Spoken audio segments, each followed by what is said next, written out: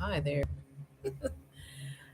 I really wish you could see what is in front of me. I have one of those computers where it's very nice and convenient to be able to lift the camera up so I can't move the camera without actually moving the screen. Um, Maybe if I had something, well, I wish I had a mirror, but wait, let me lift him up because this is what's in front of my computer. My little boo boo, he's here and he is being, oh goodness. That's why I'm late. As a teacher, I don't like being late. So we will have to deal with him in the way, or at least in my way. He's not in your way, but maybe I can convince him to sit down. Have a seat, sir. Uh, this would be, it's funny that he popped up here too. Maybe I need to add that to my list. I do have working on having my lives be a little more structured. Um, Before I get into too much, I want to go over quickly some things that I'm doing happening in real life. Um, it's like trying to grow this channel. It's been an interesting adventure so far, um, but real life has been exponentially fast in the world of what I do, personal development, and helping others do that also. So it's like I can't grow the channel fast enough because things are going awesome in this world. So um, I am a singer songwriter, but I am got my first. I don't how do I explain it. It's like I guess I'm speaking uh, on the 22nd. It is officially April. Um, we're still finalizing accommodations for me. Uh, so that's the the clients. They're doing that for me. So I guess I'm speaking on the 22nd in Florida. Yes. Mm-hmm. I am. So as a teacher, I guess I've become. I still need to work on my skills though. Like I can totally get off on a tangent or whatever, but work on my motivational speaking skills. I don't know if I'm motivational, but more practical in what I do. It's like, I was like, no, girl, or no, dude, sorry, no, don't do that. So we'll see how it goes. It's like, I've done virtual stuff, but this will be the first kind of in person thing. I'm excited. I'm a little nervous, but it is what it is. And then while I was gone in the last couple of days, I did a live right before I left town. I'm back in town, obviously, but while I was out of town that morning, I got an email from one of my other contacts. Again, I am a singer songwriter, um, asking me if I wanted to join a workshop this summer, and I was like, yeah. Sure. And that reminds me I need to be working on an interview. Um they sent me some questions I need to do. Oops. Um yeah, I'll do that later tonight. But yeah, they sent that like a couple of weeks ago. I hope they'll still accept it. I don't know, we'll see. But yeah, so it's interesting in the world of when you're about to present something in real life, how everything starts coming at you all at once, comes real fast. And so you're just like, I gotta be ready to catch it all, be there. So yeah, so there's that. So like I said, I'm excited, a little jittery. It's all like, I don't know, I might need to journal about it and all this stuff too.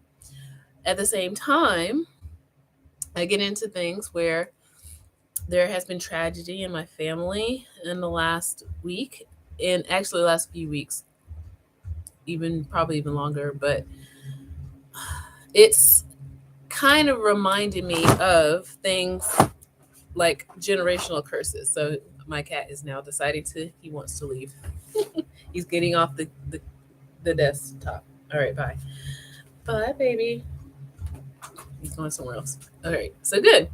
So yeah, it kind of leads me to want to talk about, I guess we'll call it generational curses, where we've learned certain behaviors that don't serve us. We've learned certain mindsets that don't serve us in what it is that we aspire for or aspire to in our lives. And it's not our fault, but once we start to know, when you know better, you do better, right? So once you know, you most certainly should, hopefully, be mindful, at the very least, mindful enough to recognize and self correct. That's the consciousness of that, or just the basics of it all.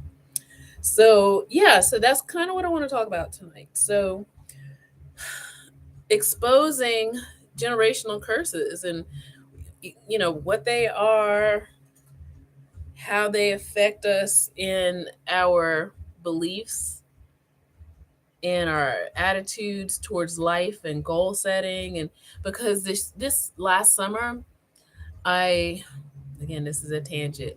I started to realize it's like I'm giving people all the steps, but there's still something that is missing.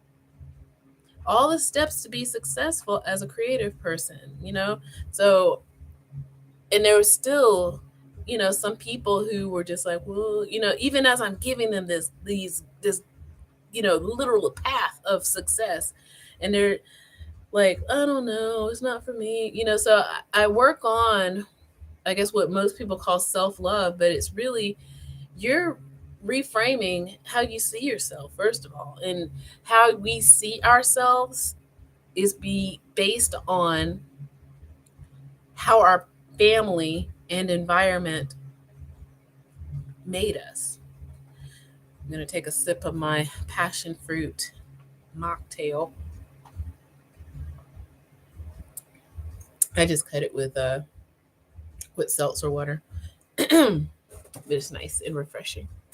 But anyway, so a lot of the things that we carry with us, and I say generational curses, not just family, even though that's again where a lot of people think that's what I'm talking about. I think of it as full on, as a generation of people, um, and I can get into that a little bit later in this video, hopefully. So, and I'll be taking my notes too. So, yet another reason why I have things. um, so, one of the things that could be harmful to us in our Western world society, things like personal, now I know this is going to be weird, personal hygiene. Okay. How you present yourself in the world. So that's kind of what I mean by personal hygiene. I'm hoping, yeah, of course, we bathe and we brush our teeth and all this other stuff. But I mean, how we treat ourself and how it looks to others. That's kind of what I mean. So I will give an example. Let's go personal. So obviously, I grew up in a Black family, mostly women. My mom has lots of sisters. So, and one of the things that always stood out to me when I was growing up, and I started noticing it more when I left for college, and I would come back from college, and I would, go to see one of my aunts, and one of the first things they would say, and it was like almost all of them. So they're all sisters, by the way. So almost all of them would say, "Hi, Monica," and I'm like, "Hi," and then they're like, "What's your hair looking like now? What you doing with your hair?" And the first thing they want to do is run their fingers through my hair. So hair, the value that my family, at least on my mother's side, place on hair and the way it looks and how you're presenting it to the world mattered a lot to them. And I think the reason why is also is it's probably a little lower down in my list, but I think the reason why, because that was one of the few things that my mother and sisters had as a tool to display femininity. Um, they grew up. This is hard to explain. So they weren't they weren't poor as in wards of the state. Um, actually, my grandfather had a lot of land, but he also had a big family too. He had 12 kids. Yeah, so he had a means for providing for them, but there was a lot of them. So there, the things weren't, plentiful back in those days. And what I mean by those days is like the 50s and the 60s and the 70s. So even though he was a landowner, not a renter, he had livestock, he had means for other crops. He also had a lot of children. So part of it was, what I'm trying to get at is, I believe how they cared for their hair and how they presented it to the world was a way cheaply to present femininity and attractiveness in their family. Again, back in the 50s and the 60s and the 70s, nobody was wearing tons of makeup. It was probably a luxury to wear nail polish also. Um, I know my mom did not get her ears pierced until she was, what, 18, I think she said, or even older than that. Um, and they would make their own clothes. One of my aunts is like like she is a guru seamstress. Okay. So they made their own clothing kind of thing. And again, this is back in the 50s, 60s, 70s. Okay. And so hair and how they view hair, whether rightly or wrongly, it was a thing that kind of made, I don't want to go too much into details because, this could be some inner work that, I mean, that I could go through possibly, but at the same time, it was always something I noticed, but I don't really feel triggered by it necessarily. So yeah, so that was one thing I noticed. And another thing, I'm going to go back to the personal hygiene, how we present ourselves to the world is with our health and more specifically nutrition. So again, we live in a Western world where Western as in the United States. I can't speak for any other quote unquote Eurocentric type country. In the United States, something I've always again noticed a lot, something my dad always noticed, is like the portion sizes in restaurants are ginormous. Okay, ginormous. So there's this mindset of the United States, everything's bigger and better. Everything's big, big, big, big. Go big or go home, kind of thing. Um, where yeah, your food portions must be huge and you must eat it all at once. And that was something, again, like I said, I noticed early on in my life. And I think I've mentioned this also in another video where like I started taking charge of my food choices. Partly because of, again, how I grew up, noticing those things, growing up on a farm, basically. So I didn't have access to all of the like food choices like that on a regular basis. Like, it's not like we never went out to the restaurants and stuff like that, but just noticing how big portions are, food portions, and how that's supposed to be normal, but it's not.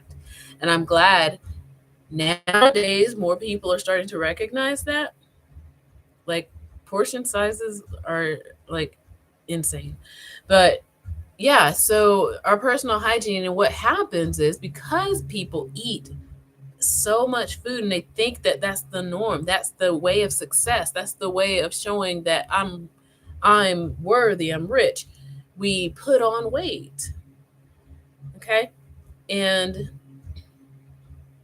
depending on the family, now I'm going back to the family, depending on the kind of family you grew up in, there would be the moms and the grandmas that would be like, you need to eat some, like they would literally be putting food in your mouth. Okay. So I get it. Okay. I do. And food, and also depending on the family, um, there, it was the only vice, if that makes sense. It's like if you are from a super religious family, um, again, me growing up in the South, you gonna go to church, and so eating, going to whatever event at church, included food and lots of it, and you put it on your plate, and you put it on your plate, and you put it on your plate.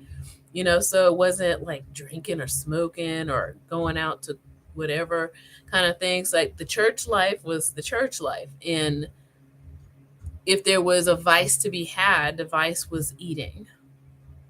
When you're happy, you eat. When you're sad, you eat. you know so, and then of course, like I said, it shows up in your health. It shows up as weight. It shows up as bad cholesterol. It shows up as diabetes. It shows up as heart disease. Okay. And so this is what I mean now as we get deeper into this about how nutrition and its generational mindset sets people up for tragedy, and how even when you try to make good decisions, that there may be people who you would want to believe that they would support you, would along the way try to bring you down, sabotage. Say if you are on like eating healthier food journey, and there would be people maybe in your own home that would bring extra cookies into the house because like, I'm just going to do this and I'm going to do that. And it's like, I want to believe that when people do those kinds of things, there are people who they do it and they know what they're doing, and then there's people who do it and they don't want to again shine that generational curse on themselves to see what they're doing. There are people who sometimes they'll say things like, well, why is she trying to get skinny? And it's not about getting skinny. It's about being healthy. Like, why do you have to eat cake every day? Like, what, so it's like, you know what I mean? Why do you have to drink soda every day?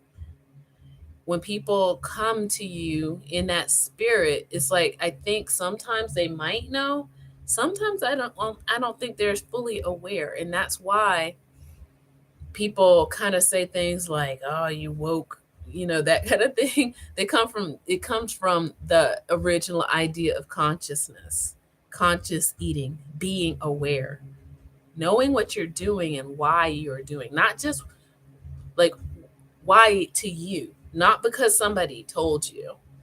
And this is what I'm talking about. It's like releasing these generational things that make us, at least in our physical appearance, what we are. Okay. So there is that to consider. Now, when it comes to generational curses, when it comes to morality, that also is a very, very triggering thing. Very triggering. Okay. Morals, ethics. Um, there, I'm trying to find a good way to apply this. So, money. Um, when people say things like money is the root of all evil, rich people are bad people, um, let's see, they didn't get that money like the honest way, and every like they're not sharing the wealth and this and that. So that is a part of, I guess, a moral attitude towards at least money.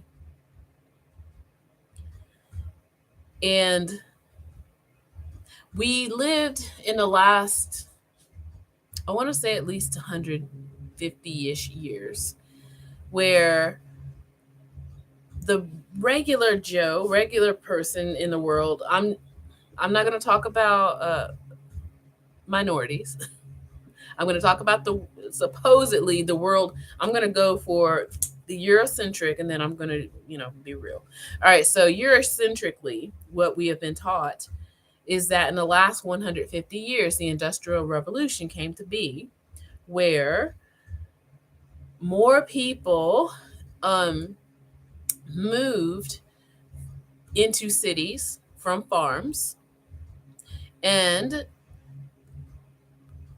technology was developed to help those people have jobs, have a quote unquote better life than what they were living as peasants, basically out in the fields and, working for a serf. Wait, they are serfs, sorry. SERF, working for, some kind of noble royal person or whatever. And they became factory workers. Okay. And it came in, like I said, came into the big cities, more population.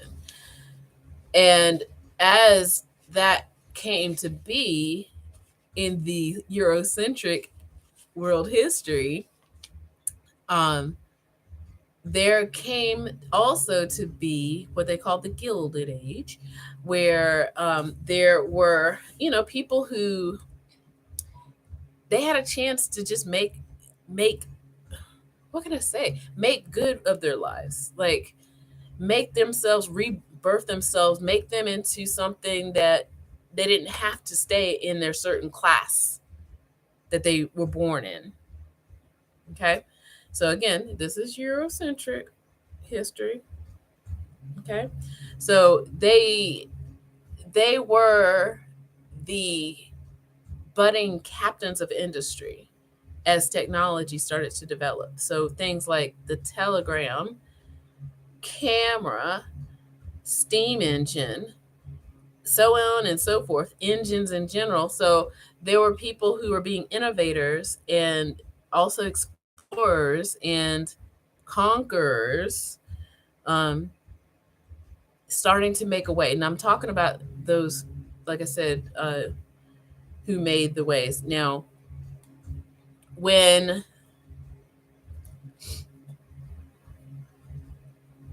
there were still those people who did not, I don't know how to explain this, those people who, they just wanted to have a good living, wanted to have a nice meal, provide for their family. They weren't necessarily looking to be like rich or anything like that. I'm gonna be, and again, this is Eurocentric, where the captains of industry would, go out there, strike gold or minerals, or, buy land for the railroad, and, this and that. They mistreated people. Let's just be honest. Yes, they did. Okay. They mistreated free people. They mistreated enslaved people. They immigrated people in and still mistreated them. So, okay, it happened. It really did. Okay. And because of that, I want to call them the robber barons. Let me look that up just in case, robber barons. Um, yeah, they totally mistreated people. A person who has become rich through ruthless and unscrupulous business practices. Okay. Originally, with reference to prominent U.S. businessmen in the late 19th century. Let me come back. Boom. I know my history, y'all. Okay. I'm a history buff. But anyway, so yeah, robber barons, yes, they earned that reputation. Totally agree with you. They made little children work. That's why we have child labor laws now. Okay. And let's, yeah, they did some bad things, and then there were some people who did, stole other people's inventions, and yeah, it was dirty. Let's just be real, it was dirty.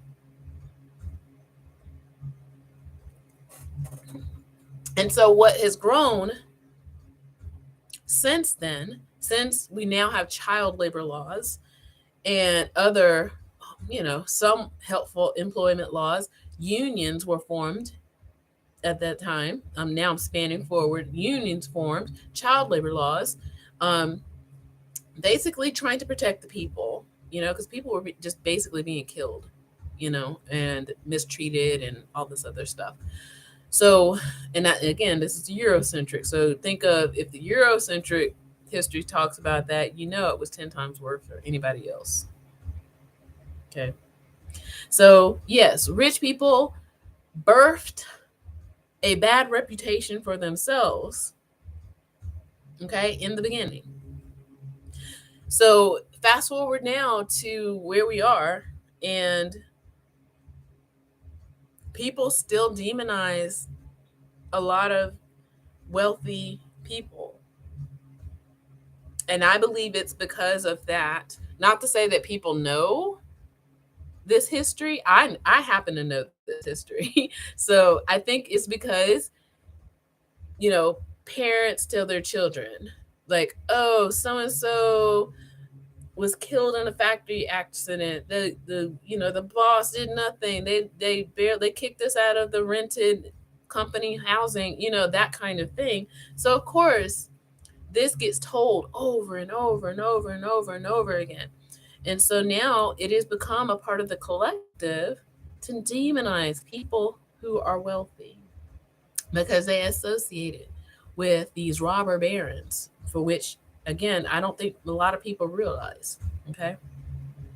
And it's immoral, like it's immoral to have money. Anybody who gains a lot of money, they're instantly evil. And I try to figure out, I do try to have conversations with people like, why do you think that? And they can't give me very much. They can't give me much at all. Okay. So, and that's what I mean. I'm using money as an example. We can also talk about other aspects, but I just chose money because that was one of the easier things to talk about: generational curses. So again, that's what we're talking about: generational curses in our morality and ethics. How we think that to be rich is to be somewhat evil. I mean, we do it in our movies. See, now I'm going more definitely into the culture. So we write it in our stories. We do it in the movies. Oh, the evil, you know, dude has, like, he's twirling his mustache. He has this cape and this cane, tying the poor little woman to the train tracks and stuff. He looks clean and sharp, right? He looks like he got some money, and so he's infinitely evil. And we, like I said, we tell this story to ourselves over and over and over again. Like, um the one that really sticks out to me is Cruella de Vil. So it's like, I don't know. It's very interesting how we demonize and how we have, you know made it more of a virtue to be poor, okay, and not have any money, or to have just enough money.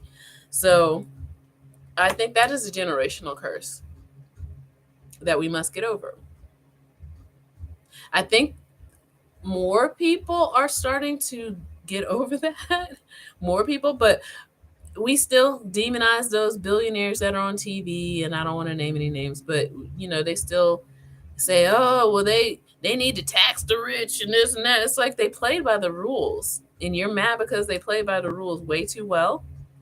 Then change the rules. I mean,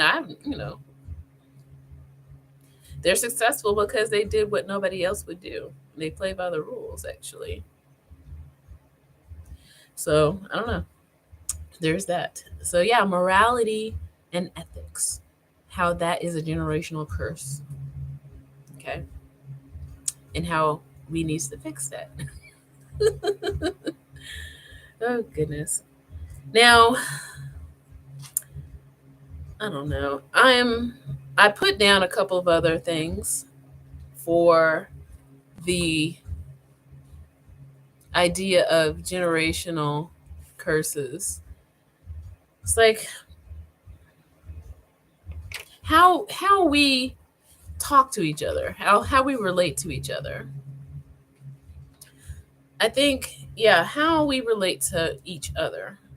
That could be also, and I'm going to attach that to emotional intelligence. I'm going to write that in. How we relate to others. Um, and that came up. That's always been like something interesting in my life. Always on the male female dynamic. Um, how we express ourselves or not express ourselves. I mean, I definitely have work to do because I just saw it reflected in somebody in my family a few days ago. How I'm like, oh, I do that too. Oh my goodness. I don't like that. And I'm surprised nobody's ever told me, you know, as I work on being a better person. I want to work on self-development, being a better person. In personal relationships, I don't want to be too vague. I'm normally vague when I used to do stuff like this on Facebook, but as me with my real friends and my real family, and they're like, you don't want to do that. But anyway, so I'm trying to think of.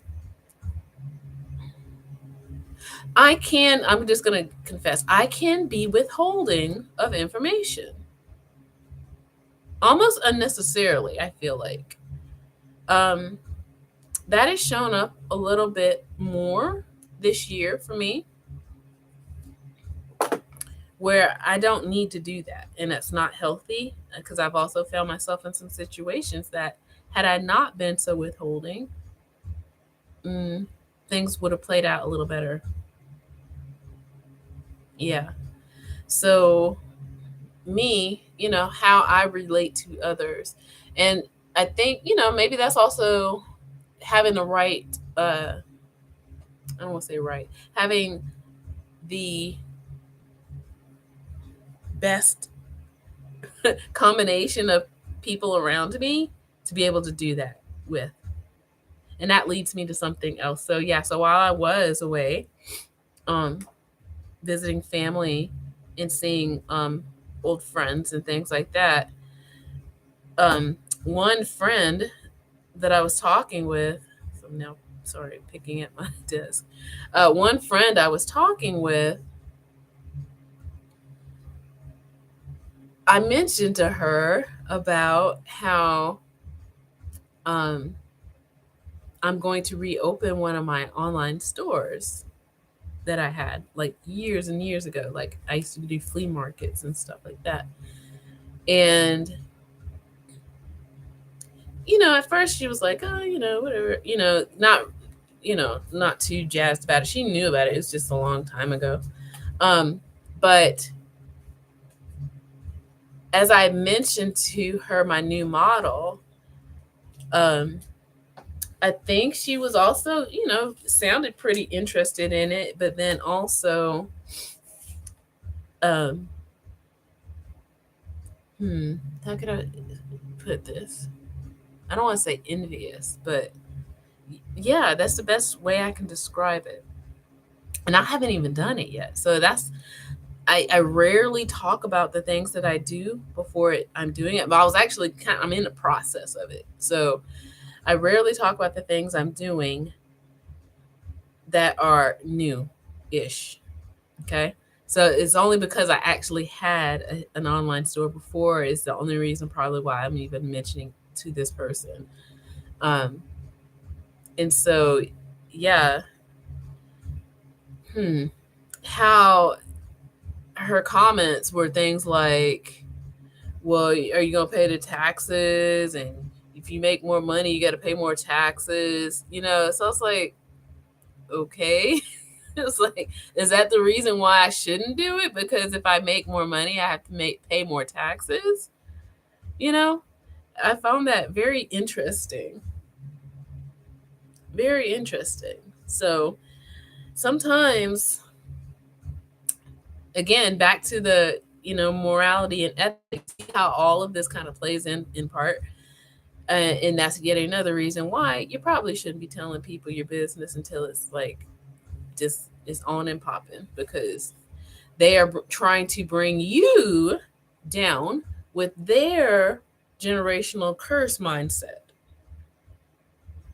when you're trying to break away. Like, I hadn't seen this person in a while. So, they're still, moping around, always kind of negative. They relate in negativity. Like, what's wrong? What's happening?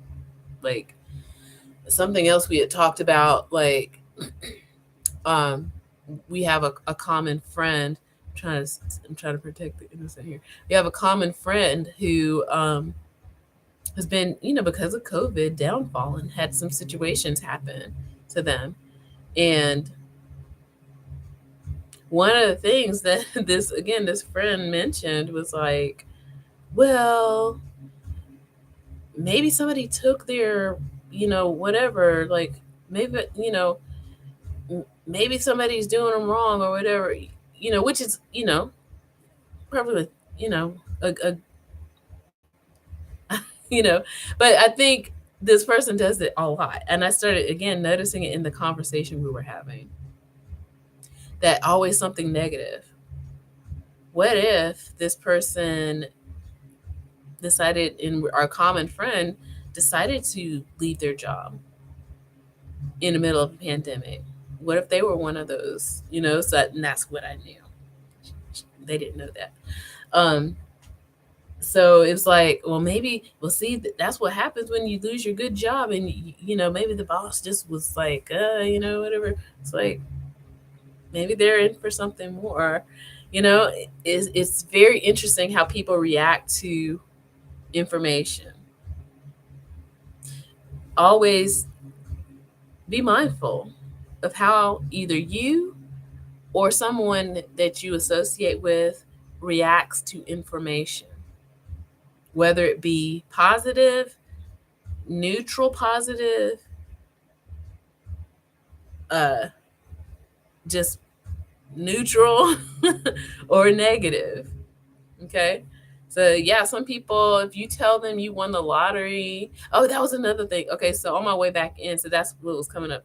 On my way back home, I did pop by the grocery store really quick, just pick up some seltzer water in the passion fruit juice. And I was walking down the aisle, and this lady was on the phone really loud. It's so annoying. On the phone, with a friend, I'm assuming. And she was basically repeating what the person was saying on the other end. So this person on the other end was talking about going to Las Vegas for a trip. And the person who was in front of me was saying, oh, you're going to Las Vegas? You're going to Las Vegas for this and this? It's like, must be nice. I hate that reaction. I'm sorry. It's like, that's not. And she said it like 3 times. 3 times. Okay? Must be nice. I don't. There's so much contempt in that comment. Must be nice. Like, what do you mean? It must be nice that my friend is going to Las Vegas on a trip. It must be nice. That's something to think on. It must be nice. Almost as in, I could never do that for myself. That's showing self-hatred in that comment. That, oh, you get to do something I can't do. It must be nice. I'm jealous. Basically, that's basically when people say that. Oh my gosh, I'm gonna make that a meme. When people say that, they're exposing their jealousy. They really are. It's like, it must be nice. Must be nice. Like, you can do it too. Nobody's stopping you. Go to Las Vegas. You know? Oh my goodness. So yeah, how people relate to others. The generational curse that we pick up from others, the jealousy from, you know, even people in your own family, sadly,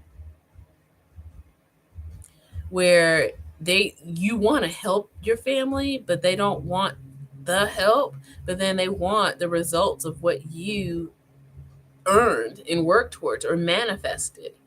That stuff's real too. And it's so disheartening. But it happens all the time. Okay? All the time. And before I go, I think I want to talk about how generational curses have affected how we view the world in relation to with ourselves. Okay? How we view the world in relation to ourselves. When somebody, and again, this must be nice comment. Oh my goodness, I don't know what to say to that. When we, let's just say, I'm trying to think of a good example, but when a person aspires to want to do something, and this is something that I think a lot of people can relate to right now. When a person aspires to do something in life that might not be the norm, then there can, be those people behind you telling you these things, but then there's the self-talk that we tell ourselves.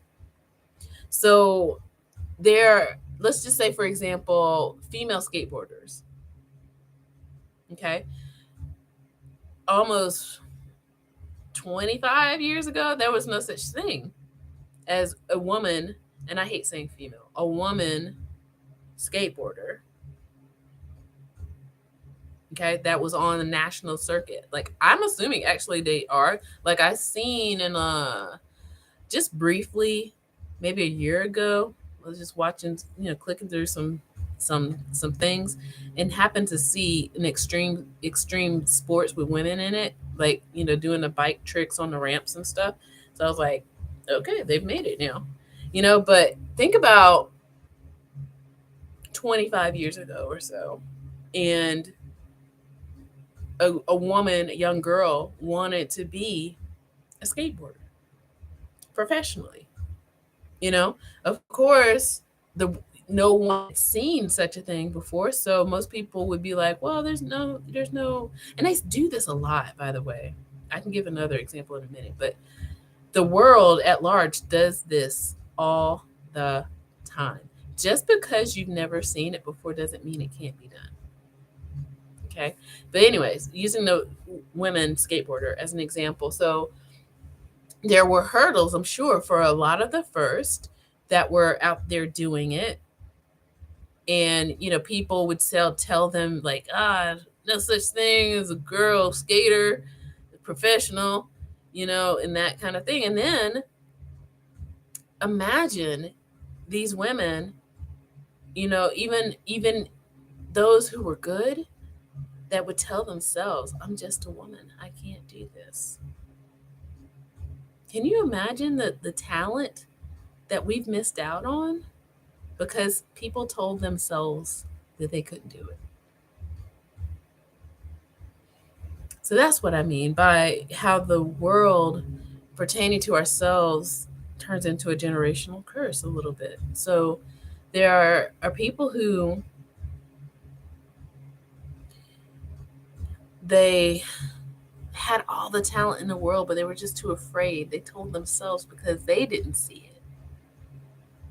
And I ran into a lot of people like that growing up too,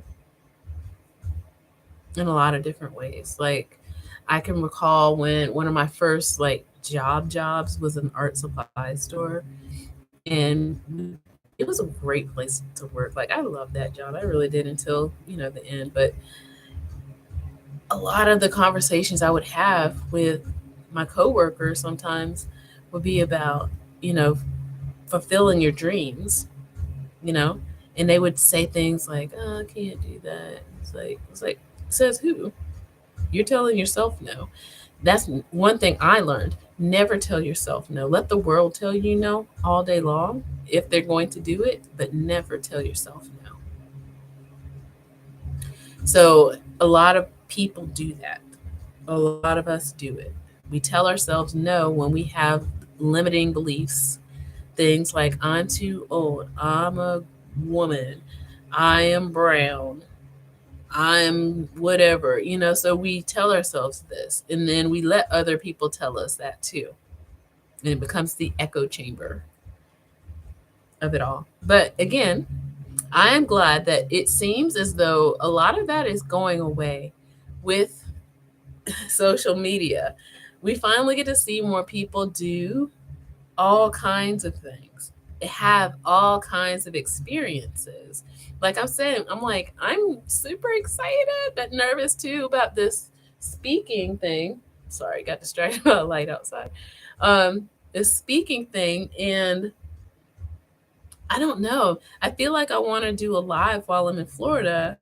I don't know, like the retreat in June is actually going to be out in the woods, so I don't think I'll be able to do. Maybe I might have to record something. I don't know. While I'm out in the woods, that should be interesting. I'm still like, oh, okay. At least I know somebody. So part of it is like the reason why I said yes to that was like I know at least one person that's going to be there, so I don't want to be out in the woods with people I don't know.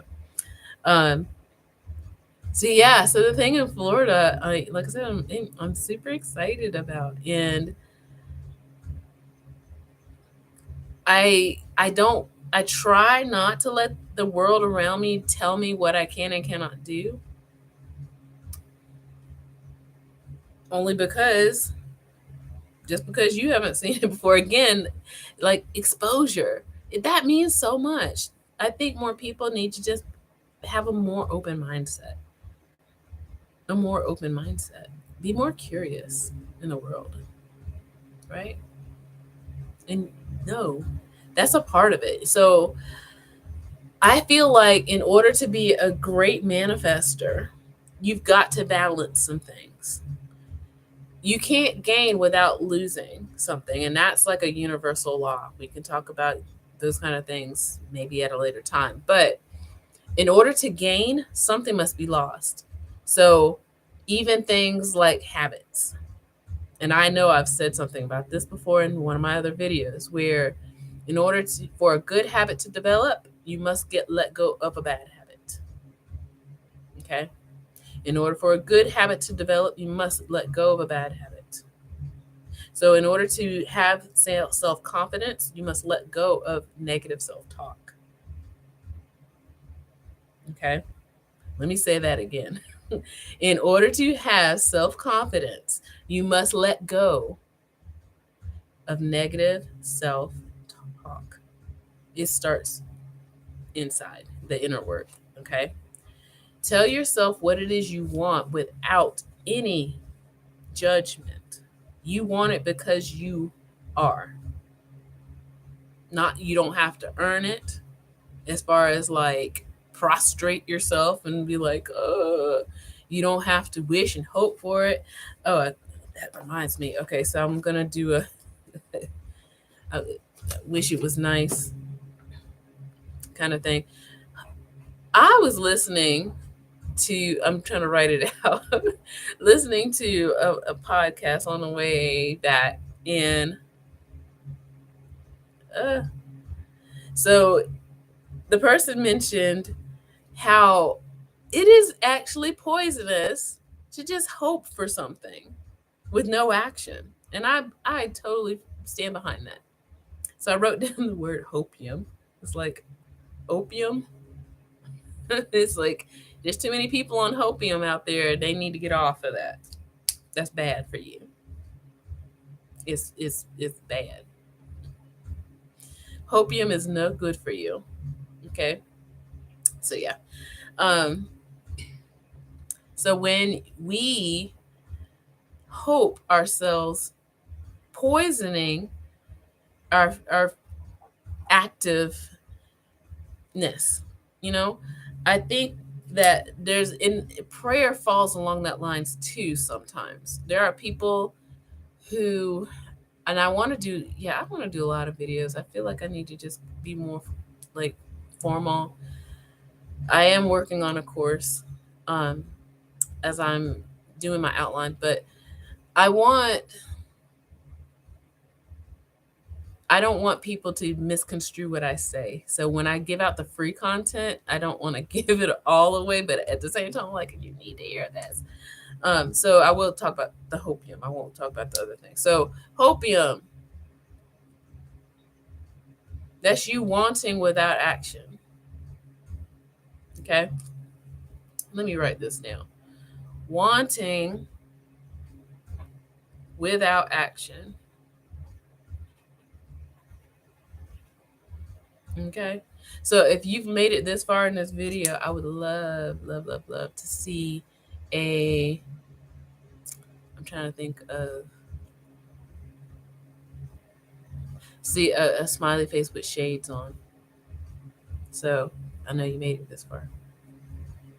Okay. So yeah, we gotta let go of the hopium. Okay. So there's more to it than just, doing your little what you call those manifestation boards, vision boards. Yeah. Um, and before I left, I told again my music partner about one of also the things that I do for success is like I do a lot of visualization, a lot of it. Okay. So even though I do have let me show you again, even though I do have a vision board book journal, I feel like I also do other things. Like if you see, like I have another journal. I have, this is the work journal. Okay, so I do stuff. Okay, so I'm not just sitting and wishing and hoping. I'm not on hopium.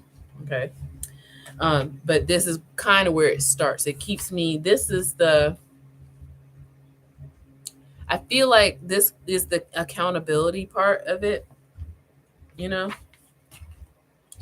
and it's also the record of, oh wow, I did do this. Oh wow, it happened. And it's a nice way to just go back and look and be like, wow, this is amazing. you know so there's a few things here that I want to do. I'm trying to go to a page that doesn't have too detail-y of things, but at the same time, these books, they kind of need to be detailed. How else are you? And it's got to be all the way. Go for it. Why not? So let me see. All right. So this one seems to be happening, even though I'm not technically on a plane going to Florida in a couple of weeks. It looks like business is hot and popping, starting to anyway. I'm like, oh my goodness, I don't have to do it myself. It's like that. I can't even sit down.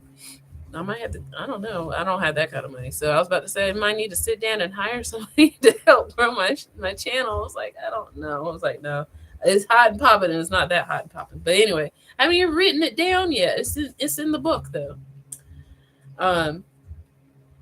But right now, yeah, it's like a small company, and there's a small company that's hiring me for this engagement. So it's not like I'm out doing like all these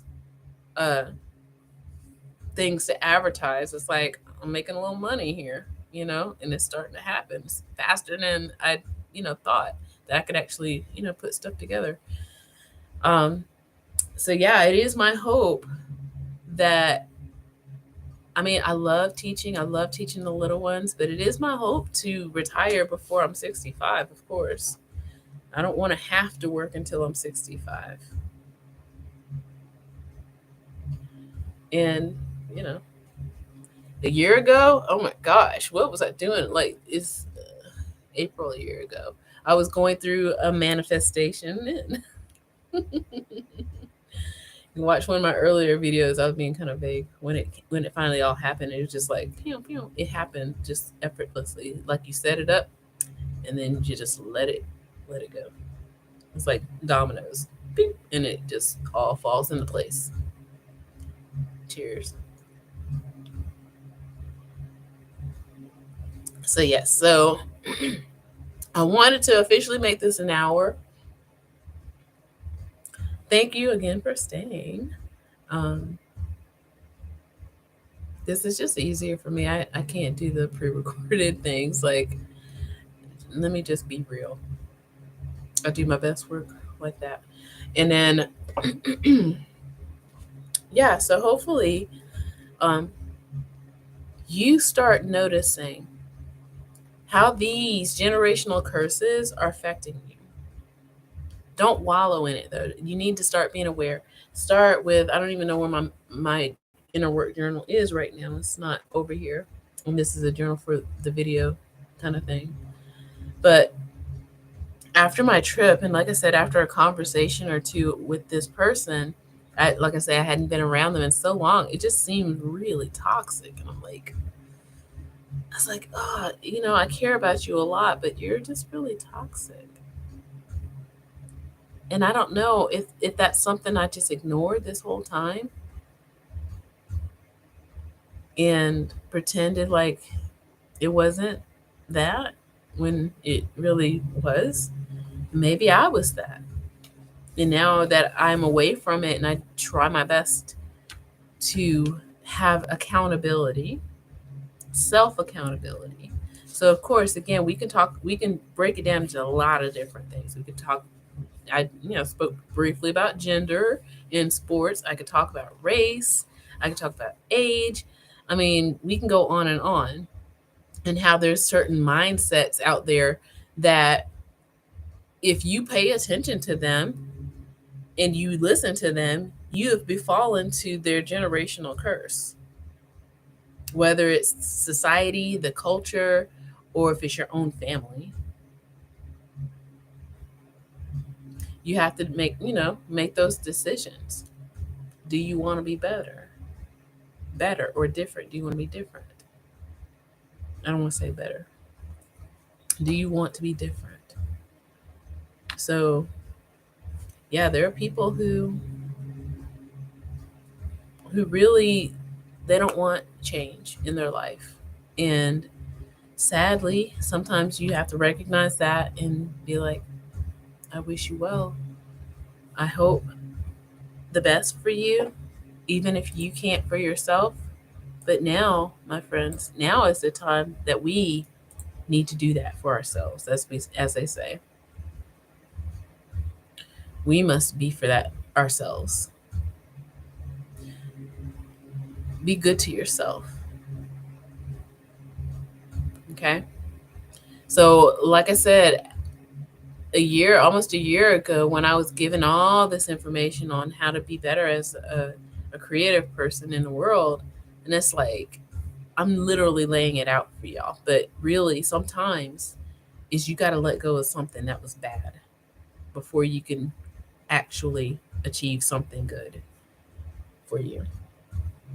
Okay? Think about it. Diets. Let go of the junk food and eat the healthy food. Money. Let go of either overspending or bad decision, like financial decisions or whatever, to get a better job or do more savings or invest, that kind of thing. So there's something to be let go before you can gain the curses, the generational curses. Yeah. And with that, like I said, I got things to do. I totally almost forgot when I came back. I didn't make a list. Or maybe I did. I don't know. My cat, when he is on his own, he can be naughty.